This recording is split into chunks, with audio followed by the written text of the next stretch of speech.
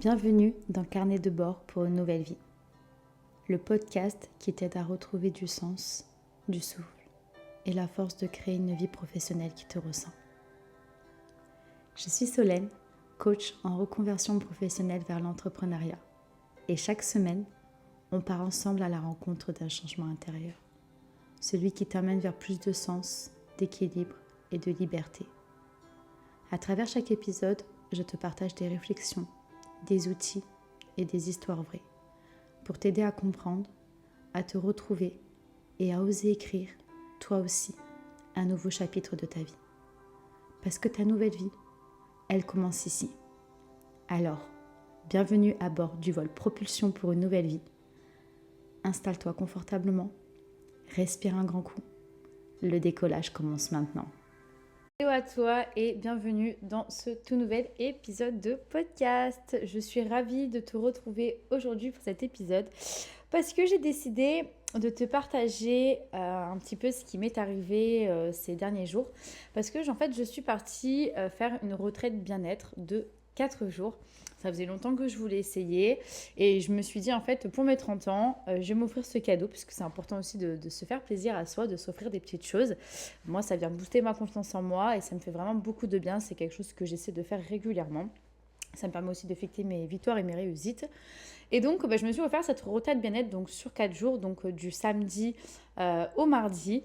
Et franchement, aujourd'hui, si j'ai envie de partager cette expérience, c'est parce que je souhaite à tout le monde de pouvoir vivre ce que j'ai vécu, de pouvoir s'offrir au moins une retraite bien-être dans sa vie. Après, il faut que la thématique vous parle, bien évidemment.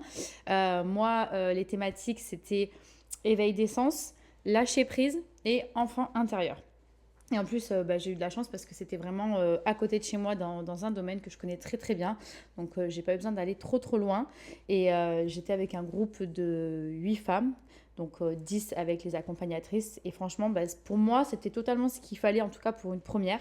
Et j'ai totalement aimé et adoré. Et aujourd'hui, j'ai envie de vous partager cette expérience, vous expliquer un peu comment je me suis sentie avant d'arriver, ce qui s'est passé, comment j'ai cheminé et comment je me sens aujourd'hui parce que c'est assez dingue en fait.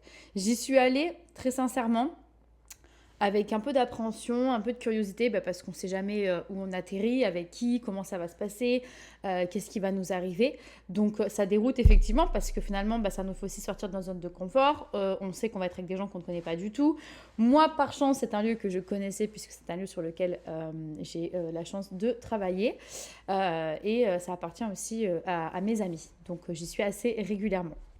Donc je me sentais très très bien. C'est vrai que c'est un endroit où on est dépaysé, déconnecté du monde. Et aussi j'ai joué le jeu de laisser mon téléphone dans ma poche, en mode avion, éteint ou dans ma chambre dans laquelle je logeais. Parce que l'objectif c'était vraiment de vivre pleinement cette retraite. Et donc très sincèrement, j'y suis allée, comme je disais, j'avais un peu d'appréhension, une part de curiosité. Et en plus j'allais dans une dynamique où j'étais pas forcément très très bien. J'avais une charge mentale assez importante entre ma vie personnelle, ma vie professionnelle. Il m'est arrivé beaucoup de choses cette année. Ce qui m'ont amené à tomber très très bas, mais aussi à me relever, à me reconstruire, à refaire un travail sur moi et à continuer de faire ce travail sur moi. Il est arrivé beaucoup de choses dans ma vie qui m'ont aussi amené à faire des ajustements, des changements, à me réadapter. Donc ça a fait beaucoup pour moi cette année et j'ai eu besoin un peu clairement de me foutre la paix, de lâcher prise. Et donc j'y suis allée finalement avec des attentes sans avoir des attentes parce que vu que je ne savais pas ce qui allait m'arriver, je voulais juste en fait sortir de là en y voyant un peu plus clair, en étant un peu plus posée. C'est tout ce que je me souhaitais, tout ce que je voulais à ce moment-là. Et donc quand je suis arrivée, du coup les accompagnatrices nous ont réunis toutes les personnes qui étaient là, toutes ces femmes, parce que c'était ouvert à tout le monde, mais du coup il n'y a eu que des femmes qui ont pris la retraite. Et ce qui n'était pas plus mal au vu des fois des exercices qu'on avait à faire entre nous, c'était très bien d'être entre femmes, très sincèrement. Et puis voilà, on a fait un petit tour de présentation très très bref, c'est-à-dire ça se contentait à nos prénoms. C'est-à-dire qu'on n'en avait rien à faire de qui fait quoi, pourquoi on est là, etc. En fait, ça, ce sont des choses qui se sont faites par le fait qu'on ait créé des liens dans le groupe, qu'on ait eu des moments aussi off, en fait, des moments pour nous. Et donc, du coup, on est allé un petit peu apprendre à se connaître pendant ces moments-là. Donc, c'était super intéressant. Et le premier jour quand on est arrivé, donc le thème c'était éveil des sens. Et moi j'adore ça parce que du coup je suis très sensible avec notamment deux sens, l'ouïe et le toucher. Et donc on a eu des exercices autour de tout ce qui est sensoriel. Et c'était hyper intéressant parce que d'une part aussi ça nous oblige à lâcher prise parce qu'on ne sait pas du coup tout ce qui nous arrive, ce qui nous touche, les bruits on ne sait pas d'où ça vient, ce que c'est, on ne sait pas ce que... Enfin, on sait ce que l'on mange, oui, mais quand on a les yeux bandés, parce qu'en fait tout ça, ça s'est passé les yeux bandés, l'exercice, on sent quelque chose qui arrive dans la bouche, voilà, on est un peu réticent, donc ça nous oblige aussi à faire confiance aux accompagnatrices qu'on connaît depuis même pas H plus 4, 5, 6, 7 heures. Donc déjà, on est un peu vraiment immergé dans le truc. Le fait d'avoir les yeux bandés, moi, ça m'a décuplé tous mes sens et j'ai vraiment adoré. C'était une super expérience. Et puis, le lendemain, la thématique, c'était le lâcher-prise. Moi, c'était mon plus gros sujet. Et j'ai adoré parce que j'ai réussi, en fait, tout simplement en jouant le jeu. Et puis, le fait aussi de voir que d'autres femmes étaient dans les mêmes problématiques que moi, ça aide. Et c'est ce qui a créé aussi ce côté sororité, entraide. On s'est vraiment soutenus, il y avait vraiment j'ai créé des liens extrêmement forts. J'ai l'impression que je suis partie une semaine en fait. Clairement, je suis encore même un peu, mon cerveau il est encore un peu là-bas. Et on a eu plein d'exercices autour du lâcher prise, donc on a dû danser, se lâcher, mais et vraiment pas contrôler. On a dû se laisser porter par le groupe, on a dû se laisser masser les yeux fermés. En fait, c'est vraiment, on remettait un petit peu le tout entre les mains de personnes qu'on ne connaît pas beaucoup finalement. Et donc, ça nous apprend à lâcher prise, à pas contrôler, à aussi à faire confiance aux autres et à se faire confiance aussi à nous-mêmes. Donc, c'était hyper intéressant. Et je me suis rendu compte que je pouvais lâcher prise, que je pouvais aussi me faire confiance et faire confiance à d'autres personnes. Et ça fait vraiment, vraiment du bien de poser... en fait, un peu de déposer des armes, de se foutre la paix parce que je suis quelqu'un de beaucoup dans le manque de lâcher prise dans le contrôle, hein, mais on n'est jamais comme ça sans raison, en sachant que j'ai beaucoup travaillé et cheminé déjà dessus. Mais c'est vrai que là, cette journée full thématique lâcher prise, ça m'a vraiment permis d'avoir des prises de conscience, de cheminer différemment.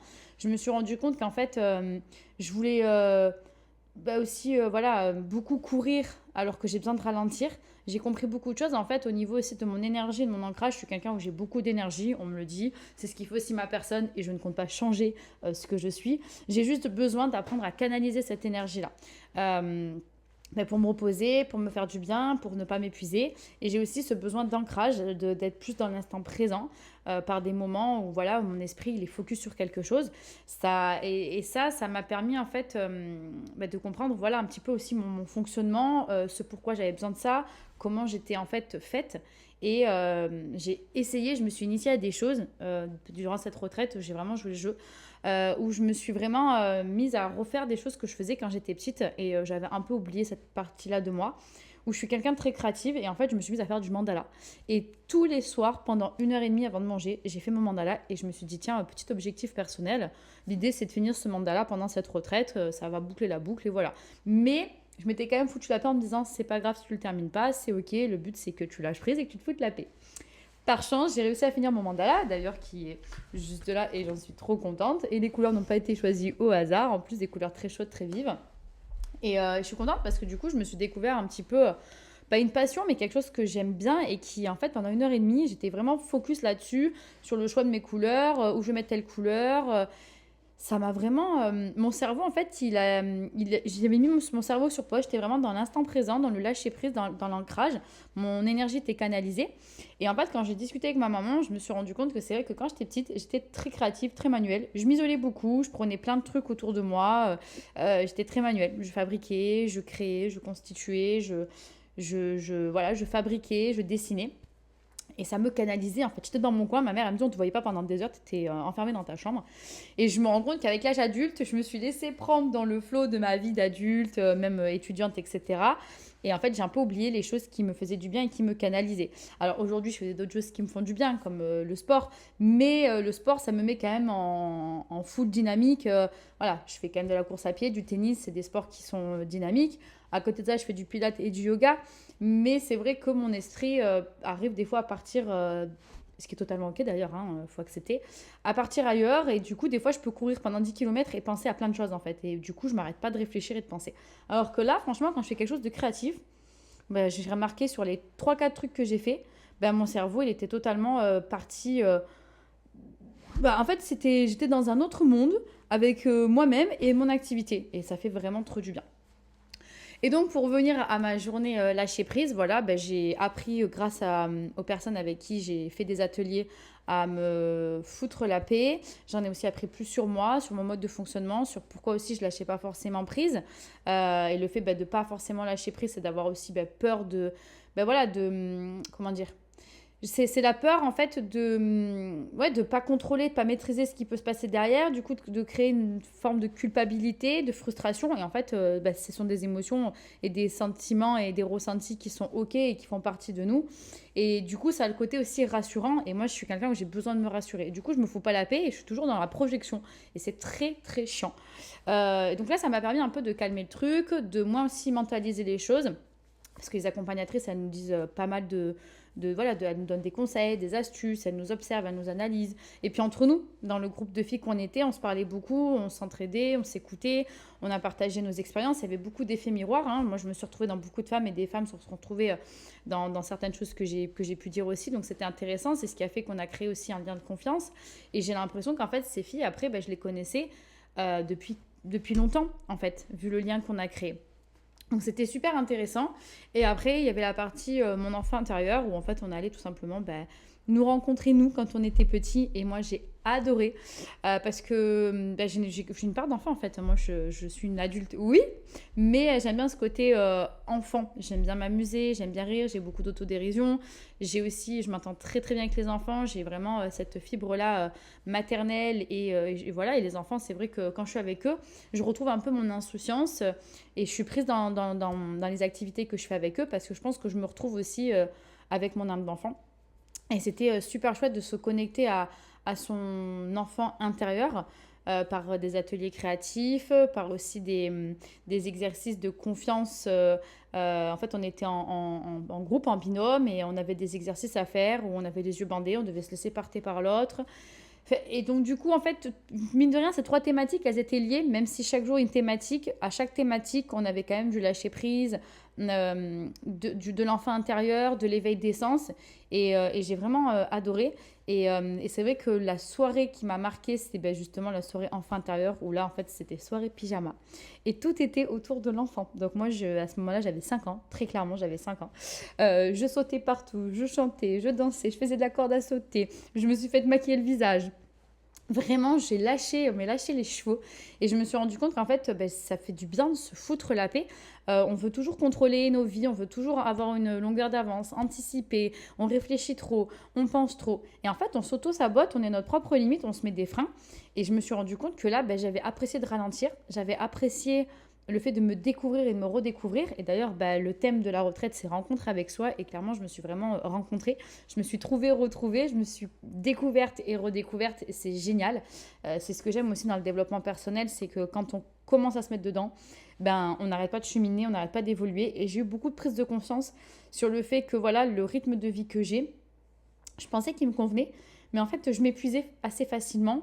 Donc, j'ai besoin vraiment de ralentir. Et pour ralentir, j'ai besoin de trouver des activités qui me canalisent. Donc, ça peut être le mandala. Ça peut être le fait de refaire des choses créatives comme de la poterie, créer des choses avec mes mains. À l'époque, je créais des bougies aussi. J'aimais bien ça. Et en fait, je me suis laissée rattraper par la vie, par le temps. Et en fait, le temps, on l'a si on veut. Tout est question d'organisation et de bien gérer son planning. Mais le temps, je sais qu'on l'a.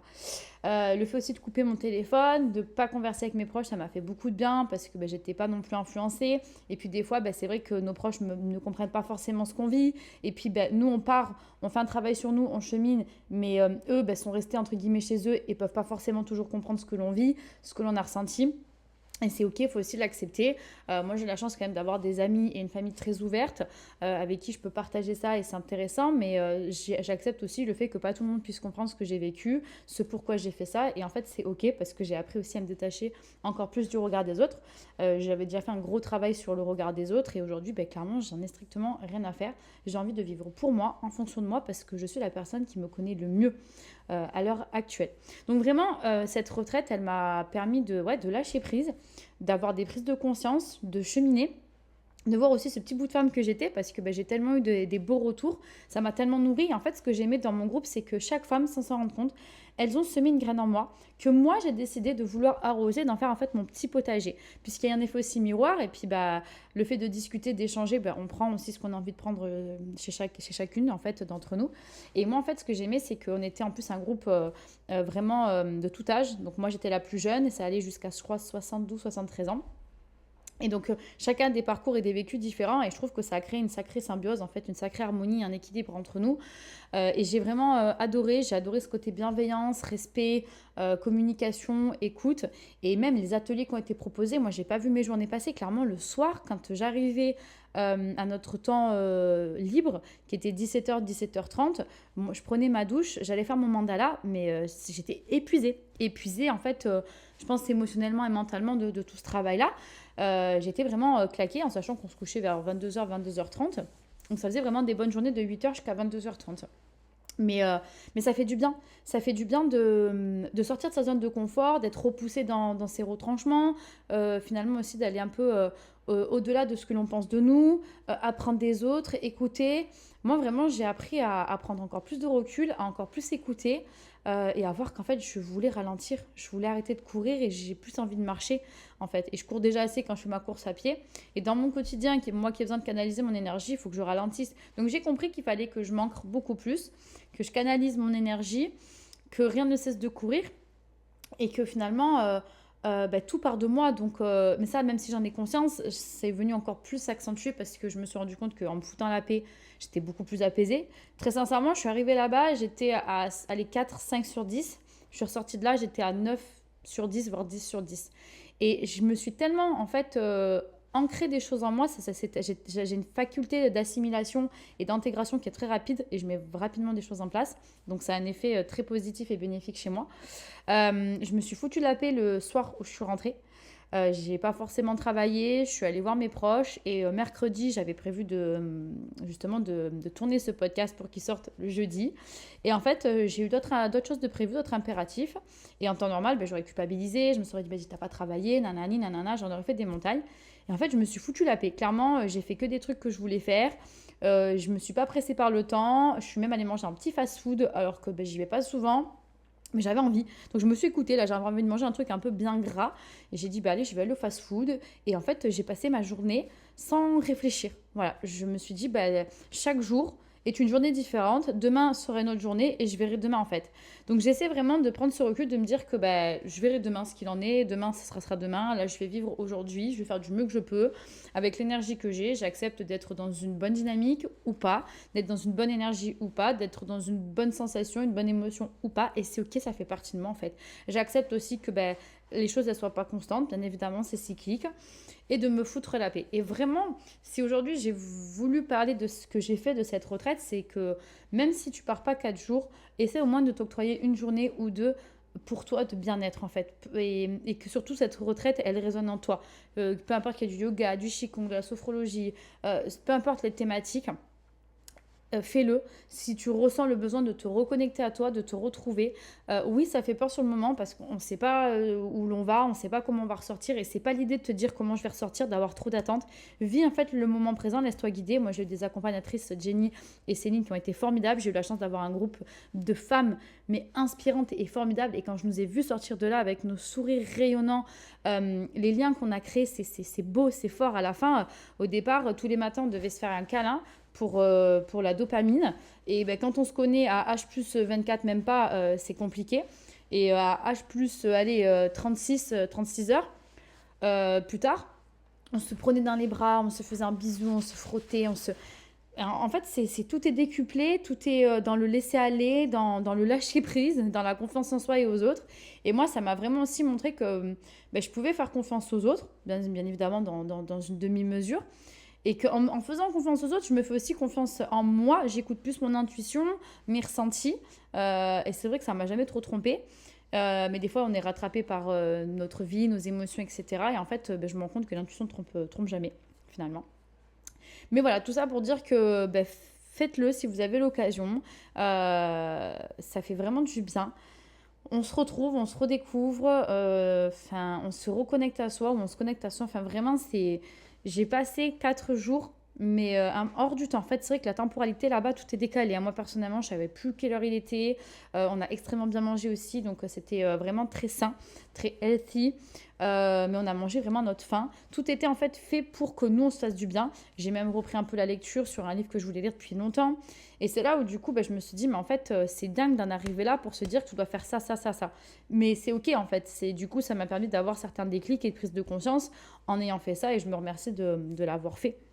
Donc voilà, et je vous conseille vraiment, si vous avez cette envie, ce ressenti en vous depuis longtemps, moi ça faisait un moment que je voulais le faire, ça m'appelait, faites-le, vraiment faites-le, vous allez voir que vous allez en ressortir grandi, métamorphosé, changé, peu importe les mots, mais ça ne peut vous faire que du bien. Moi personnellement, la retraite de Céline et Jenny qui sont sur Martigues, si vous avez besoin, je pourrais vous donner leurs coordonnées parce qu'elles organisent à l'heure actuelle où je tourne le podcast 2 retraites par an si je ne dis pas de bêtises. La prochaine session, c'est en avril 2025 et le thème, ce sera la féminité. Et ce sont 2 super femmes vraiment qui sont à l'écoute, bienveillantes, gentilles. Elles sont très complémentaires. Du coup, ça crée une harmonie, une symbiose dans le groupe aussi qui est formidable. Et franchement, je me suis régalée. Et merci à elle, merci aussi à mon groupe et merci à moi-même. Parce que je suis vraiment fière de moi, je suis fière de tout ce que j'en ai tiré, vraiment de tout ce que j'ai appris de ces ateliers, de toutes ces femmes, même de moi-même, parce que je me suis mise en réflexion. Je me suis un peu dépassée, surpassée. Je me suis aussi questionnée, remise en question. Parce que ça fait partie du jeu, en fait. Il faut vraiment jouer le jeu.